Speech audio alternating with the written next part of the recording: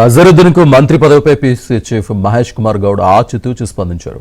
Congress secular party మైనార్టీకి మంత్రి పదవి ఇవ్వాలనుకున్నామని చెప్పారు. ఈ ఆలోచన ఎప్పటి నుంచో ఉందన్నారు. జూబ్లీహిల్స్ లో మైనార్టీల మీటింగ్ కోసమే అజరుద్దీన్ తనను కలిశారని మహేష్ కుమార్ గౌడ్ చెప్పారు.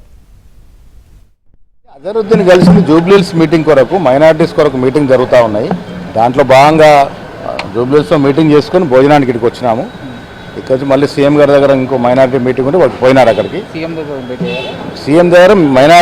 సీఎం గారి దగ్గర మైనార్టీస్ మీటింగ్ ఉంది. ఇప్పుడు కుల పెద్దల మీటింగ్ నడుస్తుంది, దానికోసం అక్కడ పోయినారు. జూబ్లీహిల్స్లో జరుగుతున్న మీటింగ్లో భాగంగా ఇక్కడ భోజనానికి రావడం జరిగింది.